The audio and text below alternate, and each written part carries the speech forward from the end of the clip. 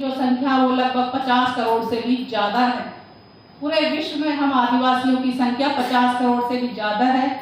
उनकी 5000 समुदाय है, कबीले हैं और समाज है। उन 5000 समुदाय, कबीलों और समाजों की लगभग 7000 भाषाएं हैं।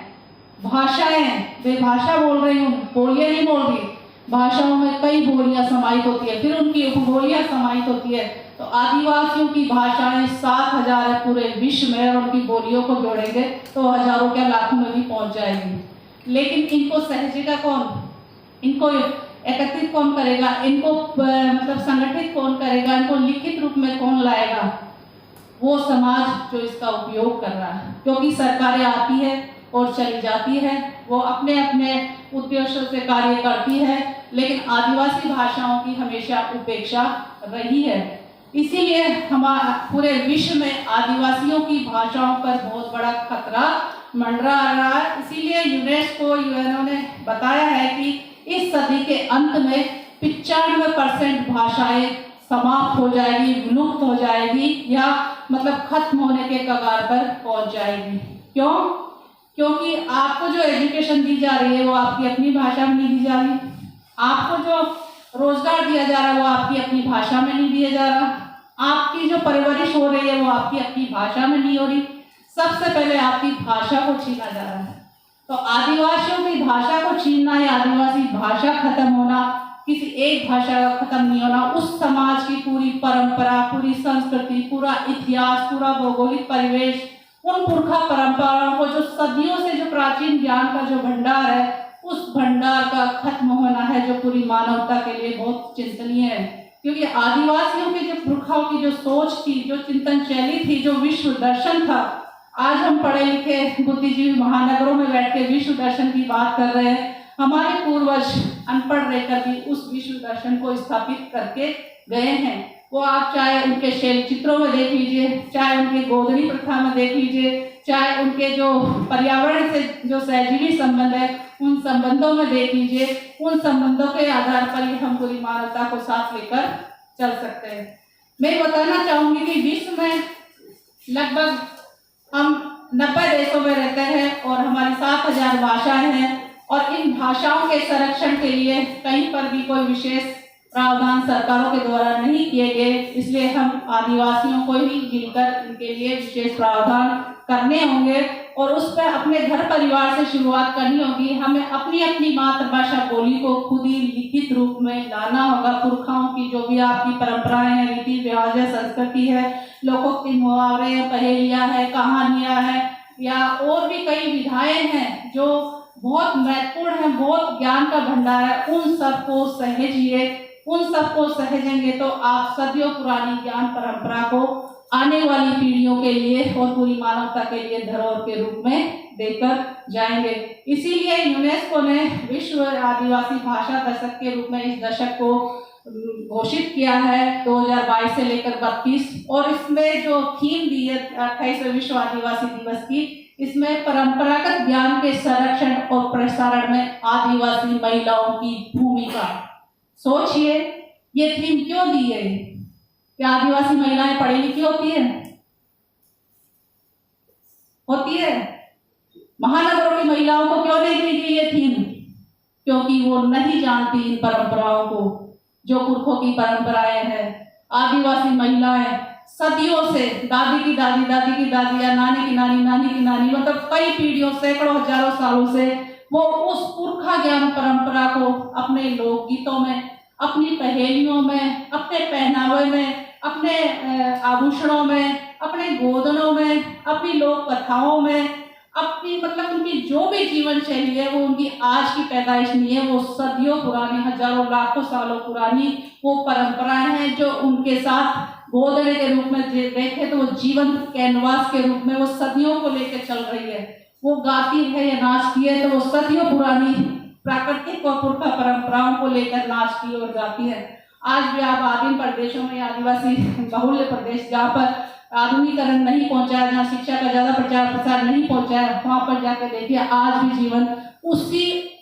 प्रकृति के साथ, उसी निर्मल और स्वच्छ स्वच्छंद वातावरण में उसी तरीके से बिल्कुल निर्मल जल स्रोतों की तरह बह रहा। वहाँ किसी के साथ कोई भेदभाव नहीं है, चाहे वो जानवर हो, चाहे इंसान हो, चाहे पक्षी हो, चाहे कीड़ा मकोड़ा, सबके अस्तित्व का मतलब ध्यान रखा जाता है और सबको समान महत्व दिया जाता है।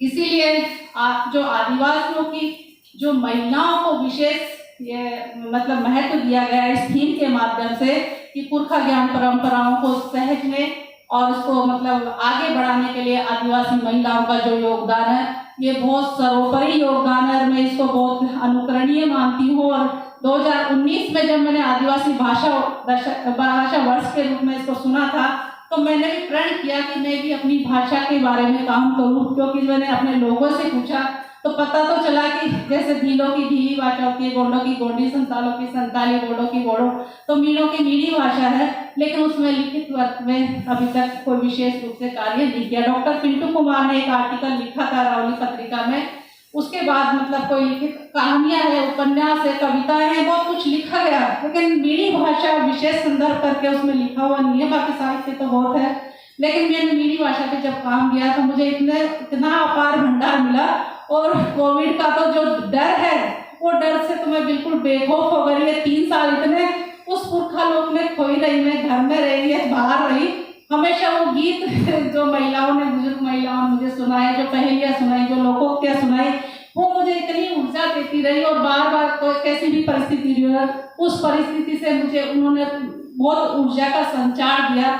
तभी तो कहते हैं हमारे जो पुरखा रहे हैं, चाहे वो जयपाल सिंह मुंडा रहे हो या चाहे हमारे मतलब और भी बड़े बड़े पुरखा रहे, उन सब ने कहा था कि आदिवासी चलता है तो नृत्य करता है, बोलता है तो गाता है। तो ये ऐसा ही नहीं, क्योंकि हमारी जीवन शैली में, हमारे रग रग में, हमारे खून में वो चीजें हैं। हम कठिन परिश्रम करते हैं, बहुत मेहनत करते हैं, फिर भी हमारे चेहरे पर ऐसी कोई शिकन नहीं रहती जो मुख्यधारा के लोगों में रहती है। सारा दिन भर हमारे पुरखे सब काम करते हैं, लेकिन चांद पाते कहते हैं कि नहीं अभी तक तो कुछ नहीं, अभी तो ये करना है, वो करना, मतलब बहुत कुछ लगातार, सुबह पता नहीं कब उठ जाते हैं, रात को कब सोते हैं, कोई अता पता नहीं, लगातार कार्य करते हैं। लेकिन उनकी ऊर्जा का अनंत स्रोत है ये प्रकृति है, ये पुरखा परंपराएं हैं, गीत संगीत है, और उनकी जो जीवन शैली है और उनकी जो मतलब परंपरागत जो भोजन प्रणाली है, वो भोजन प्रणाली भी बेहद महत्वपूर्ण है। और हम सबको, चाहे हम कहीं भी रहे, गांव में रहे, शहर में रहे, महानगरों में रहे, हमको उन सबको जितना हम फॉलो कर सकते हैं उन सबको फॉलो करना चाहिए। जैसा कि मेरा विषय जो दिया गया आदिवासी भाषा दशक और वर्ष के बारे में, तो मैं बताना चाहूंगी कि भारत में लगभग 20,000 भाषाएं हैं और इन 20,000 भाषाओं में से 1300 भाषाओं को रेशनलाइज किया गया है, 1474 अनक्लासिफाइड है। और इन 20,000 भाषाओं को कई वर्गों में रखा गया है, जैसे शेड्यूल है, अनशेड्यूल है, रीजनल है, मेजर है, माइनर है, माइनॉरिटी है और ट्राइबल लैंग्वेज है। ट्राइबल लैंग्वेज अलग से है, बाकी और भी है।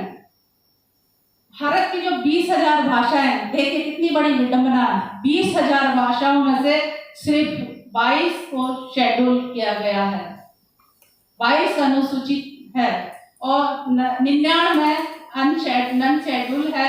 इसलिए 121 भाषाओं को भाषा की श्रेणी में रखा गया है। सिर्फ 20,000, लगभग भारत की 20,000 भाषाओं में से 121 को ही भाषा की श्रेणी में रखा गया। तो सोचिए, आदिवासियों की भाषाएं जो मातृभाषाएं कहलाती है, जो बोलियां कहलाती है, उनका अस्तित्व कहाँ पर होगा? जब मूल भाषाएं, बड़ी बड़ी भाषाएं जो गिनती गई है, जो काउंट की गई है, वो लगभग 20,000 है, उनमें से सिर्फ 121 को भाषा का दर्जा भारत सरकार ने दे रखा है।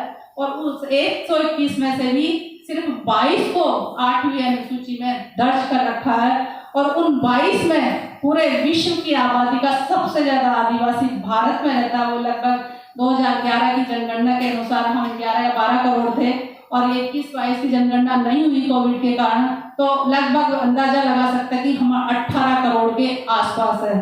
तो उस 18 करोड़ आबादी को 8वीं अनुसूची में सिर्फ 2 भाषाओं को ही दर्जा दिया गया है, बोडो और संथाली।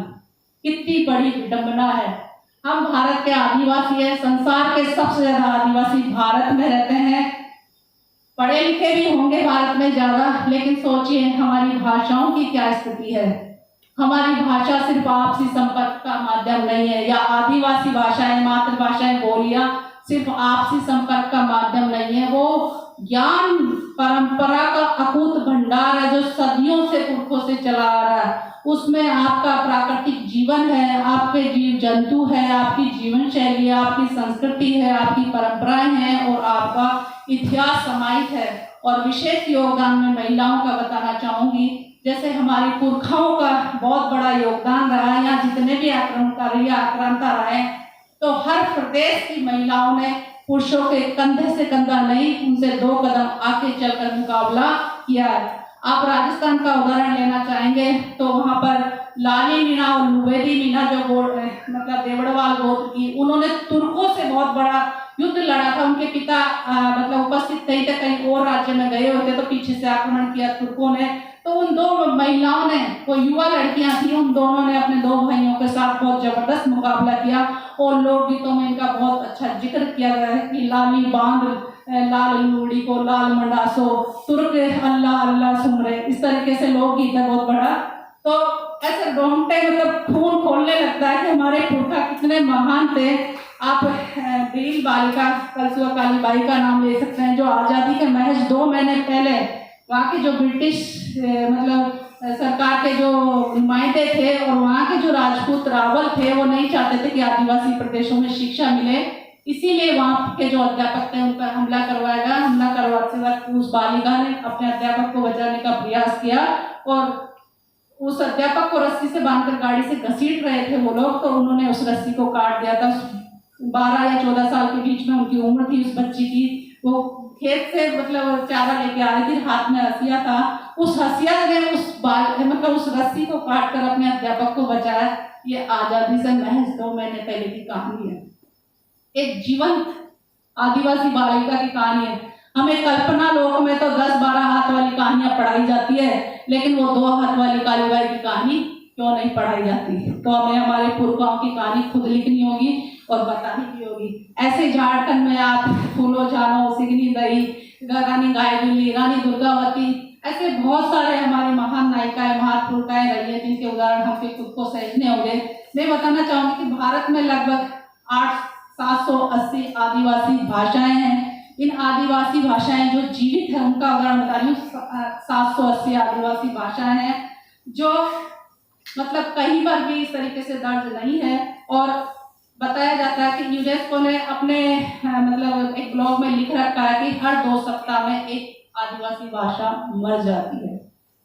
क्यों लिखा है ऐसा कि हर 2 सप्ताह में एक आदिवासी भाषा मर जाती है? वो आदिवासी भाषा नहीं, वो समाज मर जाता है, उसकी संस्कृति मर जाती है, उसका इतिहास मर जाता है, उसका जो पूरा ज्ञान है सदियों पुराना वो ज्ञान मर जाता है। तो मैं उसका उदाहरण बता रही हूँ। ग्रेट अंडवानी में वो भाषा की एक 80 साल की बुजुर्ग महिला थी, वो 2010 में मर गई, BBC की न्यूज़ आई है। तो वो भाषा उनके साथ ही खत्म हो गई। वो अकेली महिला थी जो 40 साल तक जिंदा रही अपने परिवार के मरने के बाद। 40 साल तक उस भाषा को सहेजा नहीं गया और जब वो खत्म हो गई तो वो भाषा उनके साथ खत्म हो गई। भाषा के साथ उनका सारा ज्ञान परंपरा भी खत्म हो गई। तो हमें अपने अपने समाज की ज्ञान परंपरा को अब तेजी से सहेजना चाहिए, क्योंकि अब हम शहरों तक पहुंच गए, पढ़ लिख भी गए, कलम भी हमारे हाथ में है और हम जान भी गए कि हमारा अस्तित्व हमारी भाषाओं से ही बचेगा। आदिवासी होने की सबसे बड़ी पहचान की उनकी अपनी मातृभाषाएं या बोलियां होती है और उनको सहेजने से ही उनकी संस्कृति, उनका इतिहास, उनकी जीवन शैली, उनकी परंपराएं सब कुछ संरक्षित हो पाती है। इसीलिए सबसे पहला प्रयास यही करना चाहिए। और बातें बहुत सारी है, ज्ञान बहुत सारा बताने के लिए, समय की बहुत मतलब कमी है, बहुत सारी चीजें लेके आपको जानकारी में सुनने के लिए। इतना ही कहकर मैं आपको 28वें विश्व आदिवासी दिवस और अंतर्राष्ट्रीय स्वदेशी भाषा दशक की बहुत बहुत शुभकामनाएं देना चाहती हूँ और उम्मीद करती हूँ कि आप में से जो भी सुन रहे हैं वो अपनी अपनी भाषाओं पे विशेष रूप से चाहे कविता लिखे, चाहे कहानी लिखे, चाहे मतलब कुछ भी लिखे, लेकिन लिखते रहिए, क्योंकि वो लिखने से ही उसका अंश हम आने वाली पीढ़ियों के लिए छोड़कर जाएंगे। जय जोहार, बहुत बहुत शुक्रिया।